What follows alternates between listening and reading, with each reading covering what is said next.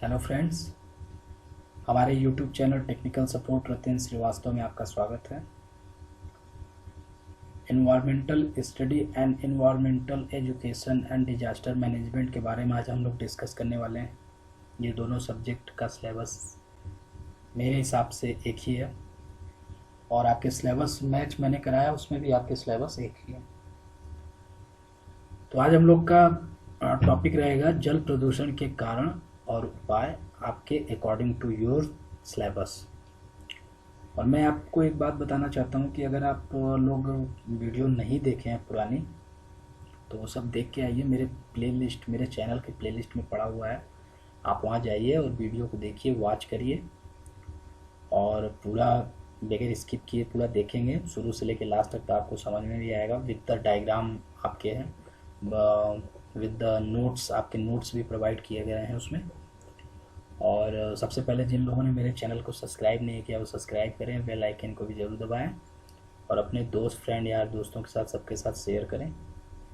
Bell icon दबाने से आपको फ़ायदा तो समझ में आता ही होगा कि जो भी वीडियो यहाँ चैनल पे आपको को अपलोड किया जाएगा बिना किसी रिकॉर्ड के आप तक सीधा पहुँचेगा। ठीक है, तो आइए हम लोग डिस्कस करते हैं। और सबसे बड़ी इम्पॉर्टेंट बात, आप लोग के पेपर बहुत नज़दीक आने वाले हैं, तो आप लोग प्लीज़ प्लीज़ प्लीज़ पढ़ाई करिए और किसी भी भ्रम में मत रहिए। ऐसा कोई लेटर नहीं आए जिससे आपके एग्ज़ाम अभी कैंसिल है, तो लेटर आए चाहे ना आए, लेकिन आप अपने पढ़ाई पे अपना मतलब कमर कस के रखिए कि कभी भी आपके एग्ज़ाम हो तो आप डायरेक्ट एग्ज़ाम में बैठ जाइए। ठीक है, हमारे चैनल के माध्यम से। तो आइए हम लोग डिस्कस करते हैं। तो और हम लोग discuss cause of water pollution. Cause of water pollution मतलब वाटर पोल्यूशन के कारण, पोल्यूशन के कारण मतलब जल, जो हमारे जल प्रदूषण है उसके कारण क्या क्या होते हैं, भाई किस कारण से हमारा जल प्रदूषण को बढ़ावा दिया जा रहा है या बढ़ावा देते हैं हम लोग या हो रहा है।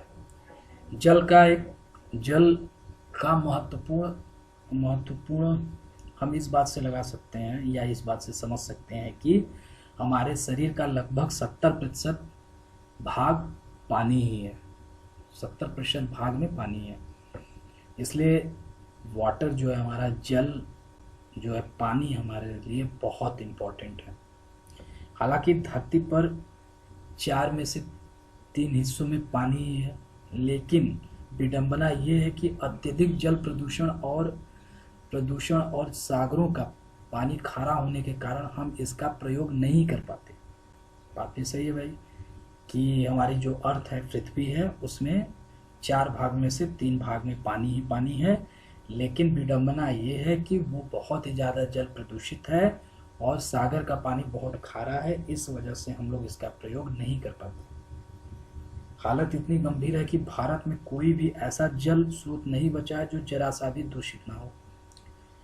अगर हम लोग अपने देश की, अपने प्यारे देश भारत की बात करें तो हालत इतनी गंभीर हो चुकी है कि कोई भी जो जल स्रोत हैं, वाटर सोर्स हैं हमारे, कोई भी थोड़ा मोड़ा भी प्रदूषित है, लेकिन है जरूर। कोई भी प्रदूषण मुक्त सोर्स ऑफ वाटर नहीं है हमारे इंडिया में। इतना ज़्यादा हम लोग प्रदूषण को बहुत ज़्यादा बढ़ावा दे चुके हैं। नेक्स्ट आते हैं हम लोग, आइए जल प्रदूषण के कारण और इसके निवारण के बारे में जानते हैं। तो सबसे पहले आगे जल प्रदूषण के कारण जानेंगे, फिर उसके बाद उसका निवारण। औद्योगिक कूड़ा, जो हमारे इंडस्ट्री से कूड़ा कचरा निकलते हैं, डायरेक्ट वाटर सोर्स में जा रहे हैं, हमारे सोर्स ऑफ वाटर में जा रहे हैं, जिससे हमारा प्रदूषण हो जा रहा है, फैल जा रहा है। कृषि क्षेत्र में अनुचित गतिविधियां, जो हमारे कृषि क्षेत्र हैं उसमें अनुचित जो गतिविधियां हो रही हैं, उससे भी हमारा जल प्रदूषण को बढ़ावा दिया जा रहा है। नदियों के पानी की गुणवत्ता में कमी, जो हमारे नदी हैं, जो हमारे सागर हैं, उनमें जो पानी की गुणवत्ता है वो कमी हो रही है, इससे भी हमारा जल प्रदूषण बढ़ रहा है या बढ़ावा दिया जा रहा है। जहाज़ों से होने वाले तेल रिसाव, मतलब जो हमारे शिप हैं, जहाज हैं और जो नाव वगैरह, बोट्स वगैरह हैं, तो उससे जो हमारे जो तेल हैं उससे जो लीक हो रहा है, लीक होने के बाद वो डायरेक्ट हमारे सागर तक जा रहे हैं। सागर जाने के बाद वो पानी से मिक्सअप हो जा रहे हैं, जिससे हमारे जल प्रदूषण को बढ़ावा दिया जा रहा है। अम्लीय वर्षा हमारा जो हो रहा है, उससे भी हमारा क्या हो रहा है जल प्रदूषण को बढ़ावा दिया जा रहा है। ग्लोबल वार्मिंग से भी हमारा जल प्रदूषण को बढ़ावा दिया जा रहा है, जल प्रदूषण बढ़ रहा है ग्लोबल वार्मिंग के कारण। तो ग्लोबल वार्मिंग भी हम लोग को रोकना है, ठीक है, उसको अच्छे से देखना है कि हो ना, क्योंकि वाटर बहुत ज़्यादा प्रदूषित हो रहा है। अब इसके कुछ निवारण के भी बारे में देखते हैं, जानते हैं। भाई कारण तो बता दिए, निवारण भी बताना ज़रूरी है। हो सकता है कि आप लोग उसको निभाइए, हो सकता है कि आप लोग निभाएंगे ही निभाएंगे हमारे हिसाब से। पानी के रास्ते और समुद्र तट की सफाई। पानी के रास्ते मतलब जो सप्लाई ऑफ वाटर है हमारा, उसकी और समुद्र जल तटों की सफाई, मतलब जो हमारे शिप यार्ड हैं, जहाँ पे जहाज आके हमारे रुकती हैं, जहाँ पे लोडिंग अनलोडिंग होता है हमारे माल के, तो उसको क्या होता है कि वो उसकी भी सफाई होना चाहिए। और पानी का जो सप्लाई ऑफ वाटर है, जैसे सप्लाई ऑफ वाटर का मतलब ये होता है कि भाई जैसे हमारे अब आप ये देखिए कि जो हमारे म्यूनसिपल पार्टी के जो हमारे पाइप्स वगैरह हैं, हमारे नगर निगम के हैं, तो वो बड़े बड़े पाइप कहीं ना कहीं से लीकेज वगैरह है, ठीक। तो लीकेज है तो वहाँ से हमारा क्या हो रहा है, दूषित चीज़ उसमें घुस रही है। जैसे एक पाइप ग्राउंड के अंदर है, हमारा ज़मीन के अंदर है, तो अगर वो थोड़ा सा भी लीक है तो उस पानी के रास्ते से हमारा क्या निकल रहा है, उस पानी के रास्ते से भी हमारे बैक्टीरिया हमारे सूक्ष्म जीव जंतु उसमें पाइप में इंटर कर जा रहे हैं, और जिससे वो पानी को प्रदूषण को बढ़ावा मिल रहा है। तो उसकी भी सफाई होनी चाहिए, और समुद्र तट की भी सफाई होनी चाहिए। अगर समुद्र तट की सफाई अच्छे से रहे तो हमारा क्या हो कि समुद्र में जो हमारा ऑयल लीकेज ना हो, तेल लीकेज ना हो, तो उससे हमारे जल प्रदूषण को बढ़ावा नहीं मिलेगा, वहीं पे रुक जाएगा। प्लास्टिक जैसे जैविक तौर पर नष्ट न होने वाले पदार्थ का इस्तेमाल न करें। प्लास्टिक जैसे जैविक तौर पर जो चीज़ें नष्ट नहीं होती हैं, जैसे कि प्लास्टिक कभी नष्ट होती नहीं, ना गलता है ना ही ये सड़ता है। प्लास्टिक को आपने कहीं फेंक दिया, पानी में डाल दिया, तो वो वैसे ही बरकरार रहता है। तो ऐसी चीज़ें ना हो, ऐसी चीज़ों का प्रयोग हम लोग ना करें जो चीज़ें नष्ट ना हो पाए। तो उससे भी हमारा क्या होगा कि वाटर पोल्यूशन को बढ़ावा कम दिया जाएगा, पानी को बढ़ावा कम दिया जाएगा, ठीक है। जो हमारे जल प्रदूषण है उसको बढ़ावा कम दिया जाएगा। जल प्रदूषण को कम करने के लिए तरीकों पर काम करें। भाई जल प्रदूषण को कैसे कम किया जा सकता है, आप भी सोचिए, हम भी सोचते हैं, और लोग भी सोचते हैं। सबको अगर मिल के सोचेगा, उसको ध्यान में रखेगा, तो उससे क्या होगा हमारा, उससे यही होगा हमारा कि भाई हमारे अगर जल प्रदूषण को कम करने के लिए नए नए तरीके आएंगे, और तरीके आने के साथ साथ उस पर वर्क होंगे। ऐसा नहीं कि सिर्फ तरीके आ जाएं, वर्क भी होना ज़्यादा ज़रूरी है। तो उस सब चीज़ के लिए हमारा क्या होना चाहिए, उससे वो होना चाहिए कि भाई हमारा वाटर पोल्यूशन भी तरीकों पे काम होना चाहिए, और नई नई तरीके टेक्नोलॉजी आनी चाहिए, उस पर काम होना चाहिए, जिससे हमारे वाटर पोल्यूशन को बढ़ावा कम मिल सके। Concept of Dassault O2। Concept of Dassault O2 के बारे में हम लोग डिस्कस करते हैं कि भाई कॉन्सेप्ट ऑफ डिसॉल्ट O2 क्या है। O2 हमारा डिसॉल्ट ऑक्सीजन है। क्यों महत्वपूर्ण है ये भी, घुलित ऑक्सीजन, किसी वाटर में घुलित ऑक्सीजन क्यों इंपॉर्टेंट है, इसको हम लोग देखते हैं। घुलित ऑक्सीजन का विश्लेषण द्रव्य घोल में घुलित गैसीय ऑक्सीजन O2 की मात्रा का मापक है। ऑक्सीजन पानी में आसपास की हवा के प्रसार से, समवेग से, तीव्र वेग और प्रकाश संश्लेषण से उत्पन्न कचरों के रूप में मिल जाता है, जिसमें हमारा पानी है, स्रोत में। घुलित ऑक्सीजन का परीक्षण करने के लिए केवल लिया गया नमूनों का ही प्रयोग किया जाना चाहिए, और विश्लेषण तुरंत किया जाना चाहिए। इसीलिए टेस्ट के लिए फील्ड में ऑन द स्पॉट इसका टेस्टिंग किया जाना आवश्यक है। आगे हम लोग डिस्कस करते हैं concept of Dassault BOD. BOD का फुल फॉर्म हमारा क्या है भाई? Biochemical oxygen demand. Biochemical oxygen demand BOD. अब बीओडी के बारे में हम लोग डिस्कस करते हैं।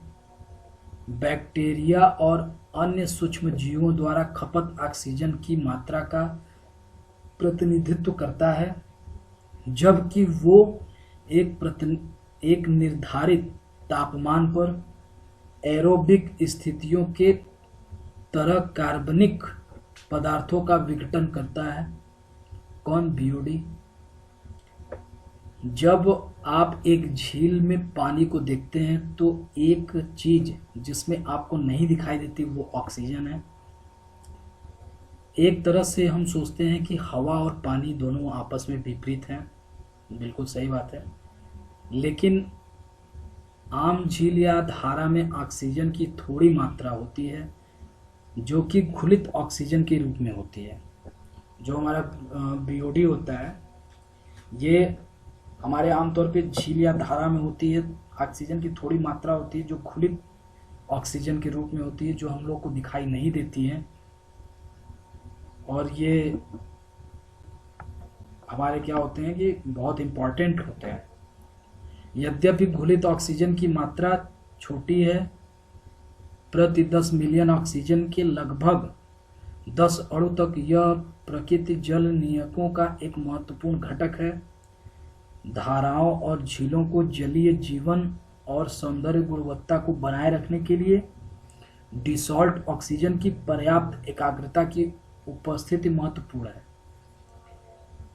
कहने का मतलब है कि यद्यपि अगर घुलित ऑक्सीजन की मात्रा छोटी है, बिल्कुल सही बात है, प्रति 10 मिलियन ऑक्सीजन के लगभग 10 अणु तक ये होता है। यह प्रकृति जल नियकों का एक महत्वपूर्ण विघटन भी होता है।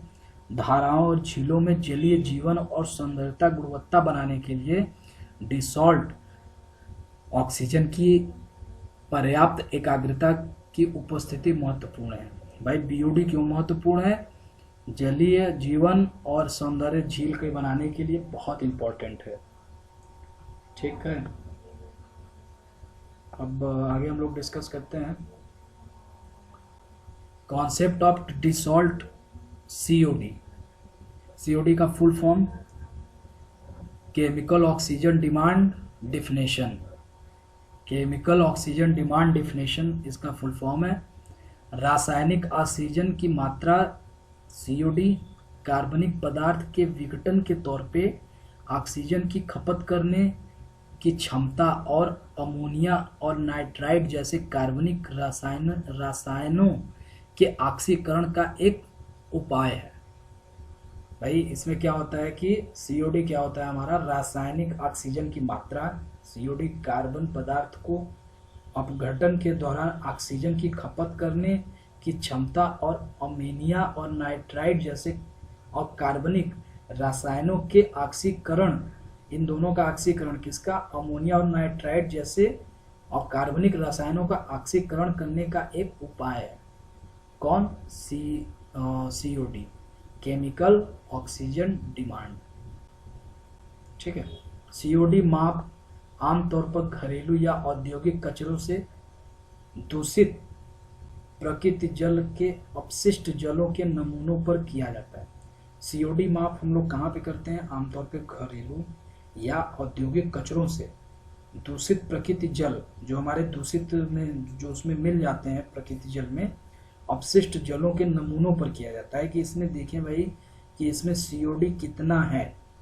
कैसे? जो हमारे घर से कचरा वगैरह निकला है, जो पानी हमारे जो वाटर से मिला है, और जो हमारे इंडस्ट्रीज से जो कचरा वगैरह जो पानी में एंटर किया है, सोर्स ऑफ वाटर में एंटर किया है, प्रकृति जल में हमारे एंटर किया, उनमें अपशिष्ट जलों का जो मिला है उस नमूनों को उसमें हम लोग सीओडी मापते हैं। आगे हम लोग चलते हैं, आगे हम लोग यहाँ पे डिस्कस करते हैं कॉन्सेप्ट ऑफ डिसॉल्ट सीओडी। रासायनिक ऑक्सीजन की मात्रा को एक नवीनीकृत प्रयोगशाला परख नली के रूप में मापा जाता है। जैसे जो रासायनिक ऑक्सीजन की मात्रा होती है रासायनिक ऑक्सीजन की मांग को एक मानवकृत प्रयोगशाला के रूप में मापी जाती है। मतलब जो हमारे जो मांग है ऑक्सीजन की, रासायनिक ऑक्सीजन की, तो उसको एक मानवीकृत प्रयोगशाला, मतलब जो हम लोग एक कोई लेबोरेटरी बना रहे हैं, प्रयोगशाला परख नली एक रखते हैं, कोई मशीन है हमारा प्रयोगशाला में, उसमें उसमें रखने के बाद, उसको इंटर कराने के बाद उसमें COD हम लोग मेजरमेंट करते हैं। इसमें एक बूंद पानी का नमूना तापमान के विशिष्ट परिस्थितियों में और एक विशिष्ट अवधि के लिए एक मजबूत रासायनिक ऑक्सीडेट के साथ जुड़ा होता है। मतलब इसमें एक बूंद जो हमारे होते हैं, जिसमें एक बंद पानी का नमूना जिसमें एक बंद पानी का नमूना तापमान के विशिष्ट परिस्थितियों में और एक विशिष्ट अवधि के लिए, ठीक, मजबूत रासायनिक ऑक्सीडेट के साथ जुड़ा होता है। तो इस तरह से हम लोग एक बंद पानी को नमूने के तौर पे लेते हैं और उस पर एक निश्चित टेम्परेचर पे हम लोग और एक विशिष्ट परिस्थितियों में उसको एक टाइम के लिए हम लोग रखते हैं, जिससे हम लोग COD मेजरमेंट करते हैं। ठीक है। अब हम लोग आते हैं prevention of water pollution. Prevention of water pollution में आते हैं। तो जल का समाधान, जल प्रदूषण का समाधान। जल प्रदूषण का समाधान हम लोग कैसे कर सकते हैं उसको भी देखते हैं इसमें। जल प्रदूषण का सबसे अच्छा समाधान है इसे न होने दें, जाहिर सी बात है। इसका सबसे प्रमुख समाधान है मिट्टी का संरक्षण, क्योंकि जब मिट्टी का संरक्षण नहीं रहेगा तो जैसे हमारा क्या होता है कि जो पानी होता है हमारा, जो बारिश होती है, बारिश होने के बाद मिट्टी का क्या होता है कि कटने लगती है। मिट्टी कटते कटते वो क्या होता है, एक जगह से दूसरी जगह जाता है और उसमें का जो ऊपर के लेयर्स वो तो होते हैं, जो चीज़ें होती हैं, तत्व होती हैं, वो क्या होता है भाई, उस पानी के साथ मिक्सअप हो जाता है। मिक्सअप होने के बाद यहाँ से वहाँ, वहाँ से यहाँ, इस तरह से जाते हैं पानी। इससे हमारे जल प्रदूषण होता है। तो क्या होना चाहिए कि मिट्टी का संरक्षण होना चाहिए। मिट्टी के कटाव की वजह से जल प्रदूषण होता है। मिट्टी के कटाव की वजह से जल प्रदूषण होता है। ऐसे में यदि मिट्टी का संरक्षण होता है तो हम कुछ हद तक पानी का प्रदूषण रोक सकते हैं। अगर हम लोग मिट्टी का जो संरक्षण कर लेते हैं तो कुछ हद तक हम लोग जल प्रदूषण को रोक सकते हैं। हम ज़्यादा से ज़्यादा पौधा या पेड़ लगाकर मिट्टी के कटाव को रोक सकते हैं। अगर हम लोग ज़्यादा से ज़्यादा प्लांट लगा दें, पेड़ पौधे लगा दें, तो उस मिट्टी को कटाव को रोक सकते हैं। वो इसलिए कि जो हमारे पेड़ पौधे होते हैं वो मिट्टी को पकड़ के रखते हैं, अच्छे से बांध के रखते हैं। उनकी जो जड़ें होती हैं काफ़ी फैली होती हैं, तो वो मिट्टी से बंधी होती है, तो वो कटाव कम होता है, वो रोक सकते हैं भाई हम लोग। क्या होता है कि मिट्टी के कटाव को रोक सकते हैं। खेती के ऐसे तरीके अपना सकते हैं, खेती के हम लोग ऐसे तरीके अपना सकते हैं जो मिट्टी के उर्वरता की चिंता करें और उसे बिगाड़ने के बजाय सुधारें। हम लोग खेती के ऐसे उपाय ढूंढ सकते हैं जो उसकी उर्वरता की चिंता करें और उसे बिगाड़ने के बजाय मिट्टी को सुधार सकें। भाई होता क्या है कि हम लोग मिट्टी में हम लोग ज़्यादा पैदावार के लिए बहुत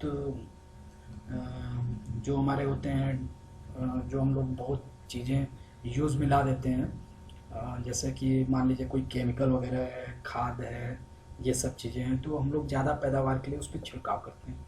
तो फिर क्या होता है कि पानी वापस बारिश होता है, बारिश होने के बाद वही जहरीले पदार्थ वगैरह हमारे क्या होते हैं, एक पानी से यहाँ से वहाँ दूसरी तरफ जाते हैं, जिससे हमारे वाटर पोल्यूशन को बढ़ावा दिया जा रहा है। तो हम लोग जैविक खेती कर सकते हैं इसके जगह पे, ठीक है। इसके साथ ही जहरीले कचरों से निपटने के सही तरीकों को अपनाना ही बेहद महत्वपूर्ण है। भाई इसके साथ ही हम लोग जो जहरीले कचरे हैं उससे भी निपटना चाहिए हम लोग को। ठीक है, शुरुआत में हम ऐसे उत्पादन का इस्तेमाल न करें या कम करें जिसमें उन्हें नुकसान पहुंचाने वाले जैविक यौगिक सम्मिलित हों। शुरुआत में हम लोग ऐसी चीज़ इस्तेमाल ना करेंगे जिससे हम लोग को बहुत ज़्यादा नुकसान हो, जहरीले हों, या अगर मान लीजिए आप कर भी रहे तो बहुत ही मिनिमम मात्रा में करिए। जिन मामलों में पेस्ट, साफ सफाई और दाग मिटाने वाले रसायनों का इस्तेमाल किया जा रहा है, ठीक है, वह पानी का सुरक्षित निपटन बेहद ज़रूरी है। कार या अन्य मशीनों से होने वाले तेल रिसाव पर ध्यान देना बेहद ज़रूरी है। जो हमारे कार वगैरह हैं, जो हमारे तेल्स वगैरह हैं, जो हमारे सिप वगैरह हैं, उससे अगर तेल का लीकेज प्रॉब्लम आ रहा है तो उससे भी हम लोग को बचना चाहिए। ठीक है, तो थैंक यू वीडियो देखने के लिए। अगर मेरा वीडियो आप लोग को अच्छा लगे तो प्लीज़ लाइक करें, सब्सक्राइब करें, अपने फ्रेंड लोगों दोस्तों के साथ शेयर करें। और हम नेक्स्ट वीडियो भी अपलोड करने वाले हैं तो उसके बारे में भी आप लोग वेट करें, आप लोग को हो सकता है अच्छे से मिल जाए। ठीक है, थैंक यू, धन्यवाद।